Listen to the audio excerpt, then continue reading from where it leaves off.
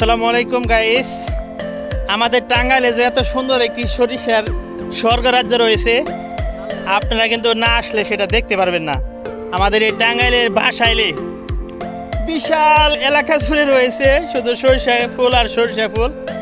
যেদিকে চোখ যায় দু চোখ যায় শুধু হলুদ আর হলুদ। দেখেন কি অবস্থা এই এলাকাটার। আমাদের এই টাঙ্গাইলের মধ্যে সবচেয়ে বেশি সরিষা উৎপাদন হয় এই বাঁশলিয়াতেই। অবশ্যই এখানকার সৌন্দর্য দেখার জন্য আসবেন টাঙ্গাইলবাসী যারা আছেন। আমাদের এই বাঁশলিয়াতে অবশ্যই আসতে হবে। অনেকেই খুঁজেন যে কোথায় সবচেয়ে সরিষা ফুল বেশি হচ্ছে, টাঙ্গাইলের কোথায় সবচেয়ে বেশি সরিষা হচ্ছে, তারা কিন্তু অবশ্যই আসতে পারেন এই বাঁশলিয়ায়। এই বাঁশলিয়ার মতো এত সুন্দর একটি সৌন্দর্য, বর্ষাকালে যেরকম এখানে পানি থাকে, এখন এই শুকনো সিজনে রয়েছে শুধু ফুলের রাজ্য, হলুদ ফুলের রাজ্য, যেটা পুরো বাঁশলিয়ায় এখন শুধু হলুদ আর হলুদ। না আসলে আসলে বুঝতে পারবে না। দেখেন যেদিকে চোখ যায় দু চোখ যায় শুধু হলুদ আর হলুদ। ওরে বাপ রে বাপ। তো গাইস, এই হচ্ছে আমার পাখি ডিজে মিনি 3। এই পাখির মাধ্যমে আজকে আমি এই টাঙ্গাইলের বাঁশলিয়ার পুরো সৌন্দর্য আপনাদের মাঝে তুলে ধরতেছি। এখানে সরিষা ফুলের স্বর্গরাজ্য বলা যায়। এই টাঙ্গাইলে এই বাঁশলিয়ায় যে হারে সরিষা উৎপাদন হয়েছে, হয়তো বাংলাদেশে আর কোথাও এরকম সরিষা উৎপাদন হয় নাই।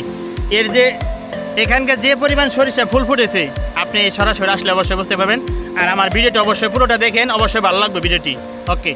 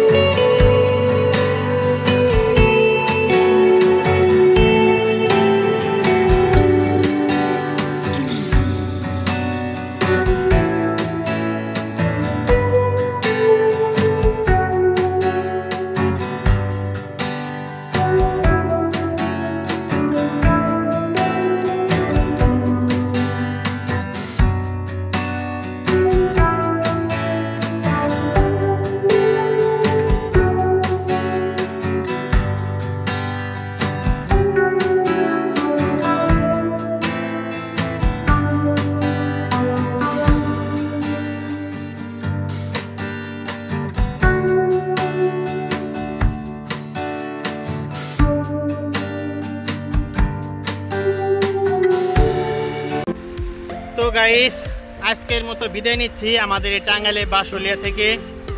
আশা করি সকলেই এই বাঁশলিয়ায় বেড়াতে আসবেন। বর্ষাকালে এর সৌন্দর্য যেরকম ফুটে ওঠে, এই শীতকালেও কিন্তু এর সৌন্দর্য ফুটে উঠেছে এই সরিষা ফুলের মাধ্যমে। দাওয়াত রইল সকলেরই, একদিন বেড়াতে আসেন, অবশ্যই ভালো লাগবে আমাদের এই বাঁশলিয়ায়। ভালো থাকবেন। আল্লাহ হাফেজ। আসসালামু আলাইকুম।